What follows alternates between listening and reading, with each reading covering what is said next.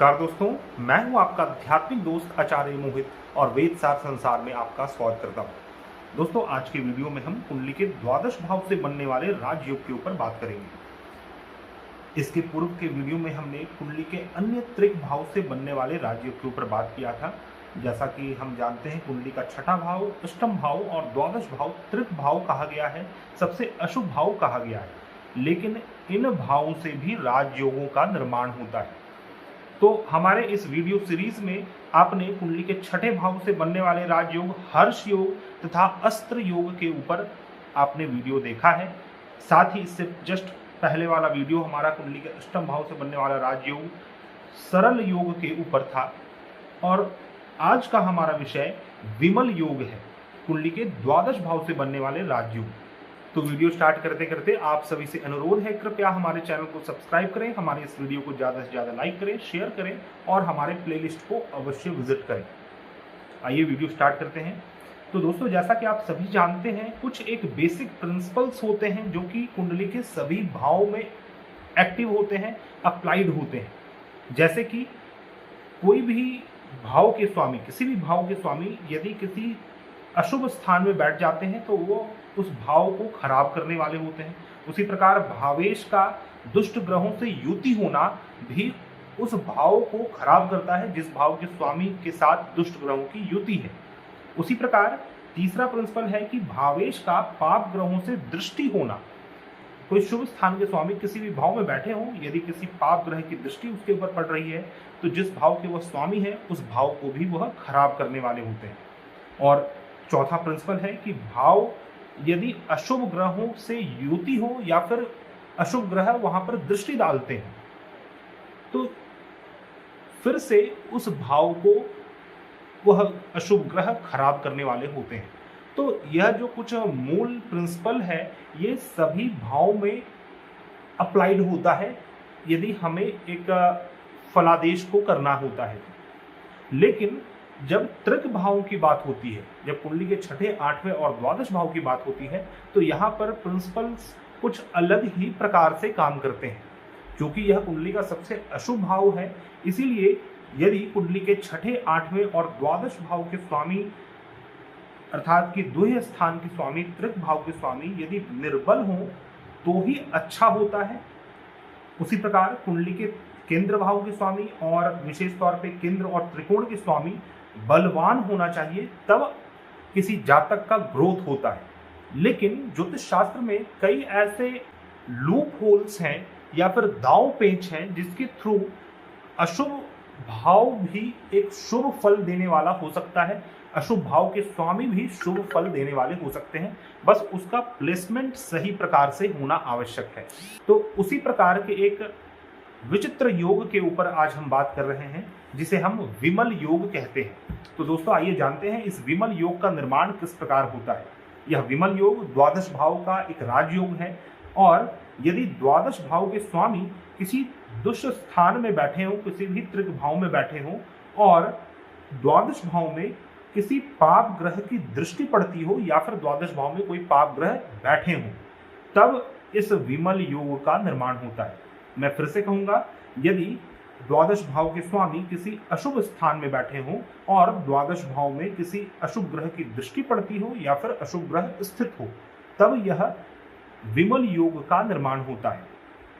और एक और इसमें वेरिएशन हो सकता है, यदि द्वादश भाव के स्वामी किसी अशुभ स्थान में बैठे हों और उस स्वामी के ऊपर किसी अशुभ ग्रह की दृष्टि भी पड़ती हो तथा द्वादश भाव में कोई अशुभ ग्रह हो और अशुभ ग्रह की दृष्टि पड़ती हो, तब यह योग और भी अधिक प्रबल, बलवान हो जाता है और भी अधिक प्रबल राजयोग का निर्माण करता है। तो इसे हम प्रैक्टिकल वे में भी समझेंगे। आपको मैं कुंडली का एग्जाम्पल देकर समझाऊंगा कि किस प्रकार से यह योग फलित होता है, कैसे हम देख सकते हैं कि आपकी कुंडली में विमल योग का निर्माण हो रहा है या नहीं।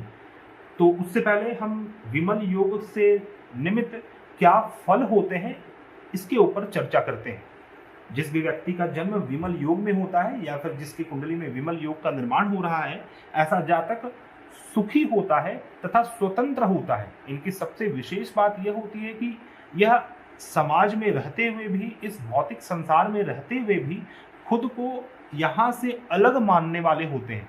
इनके मन में कई बार ऐसे विचार आते हैं कि शायद मैं इस जगह से नहीं हूँ, या फिर इस लोक से नहीं हूँ, इस युग से नहीं हूँ, मैं किसी और ही युग से आया हुआ व्यक्ति हूँ, या फिर किसी और ही लोक से आया हुआ व्यक्ति हूँ, पर मुझे इस क्षण में यहाँ पर जीना पड़ रहा है। तो इस प्रकार के ख्यालात भी कई लोगों के मन में आते हैं। तो शायद यह विमल योग के कारण है। ऐसे जातक स्वतंत्र होते हैं, किसी के ऊपर निर्भर होने वाले नहीं होते हैं, तथा इनके अंदर अनेक प्रकार के सद्गुण भी होते हैं।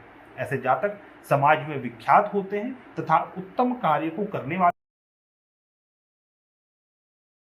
कार्य में जुड़े ही रहते हैं। सोशल वर्क करना, डोनेशन करना, इस प्रकार की वृत्ति ऐसे जातक की देखी जाती है। और इस प्रकार के जातक से जिनकी कुंडली में विमल योग बना हुआ है, ऐसे जातकों से अक्सर सभी लोग प्रसन्न ही रहते हैं, कोई भी लोग इनसे नाराज नहीं होते। तो एक ये इनका अच्छा क्वालिटी के रूप में उभर कर सामने आता है।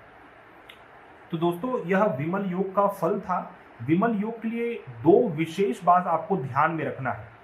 जो इसका बेसिक प्रिंसिपल है, जो इसका मूलाधार है, अगर वह नहीं दिख रहा है तो एलिजिबिलिटी पहले ही समाप्त हो गई। प्रिंसिपल इस प्रकार है, द्वादश भाव के स्वामी अशुभ स्थान में बैठे रहने चाहिए, इसका पहला पॉइंट यह है। और दूसरा कंडीशन है कि द्वादश भाव में कोई अशुभ ग्रह स्थित हो या फिर किसी अशुभ ग्रह की दृष्टि पड़ती हो।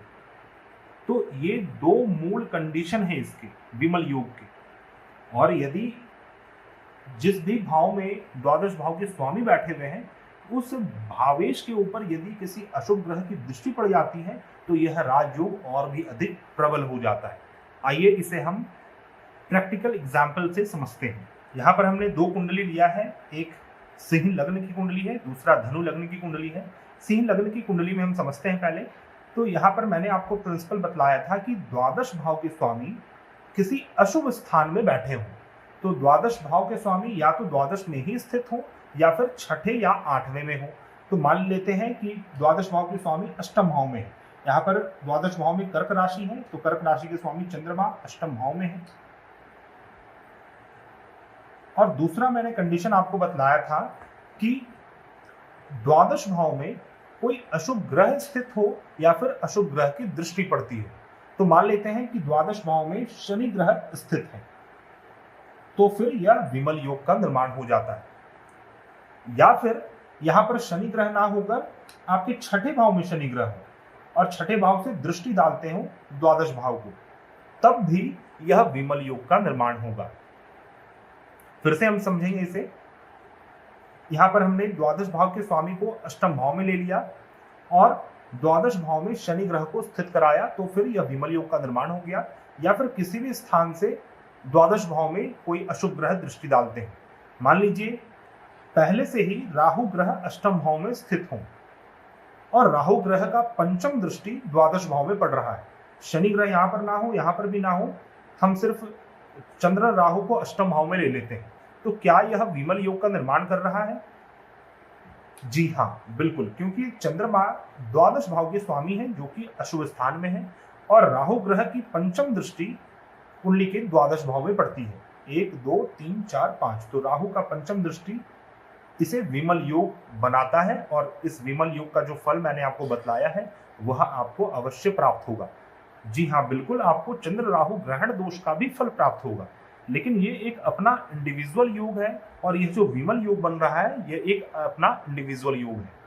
कई बार यह देखा जाता है कि किसी के कुंडली में चंद्र राहु इस प्रकार के योग हैं और जब वैसे जातक ग्रहण दोष का फल देखते हैं या फिर कोई व्यक्ति उन्हें ग्रहण दोष के बारे में बतलाता है कि आपकी कुंडली में अष्टम भाव में चंद्र राहु है, ये एक अशुभ योग बन रहा है, तो वैसा जातक उसे डाइजेस्ट नहीं कर पाता, क्योंकि वह देखता है कि मेरे जीवन में तो इस अशुभता से अधिक शुभता है, शुभता व्याप्त है।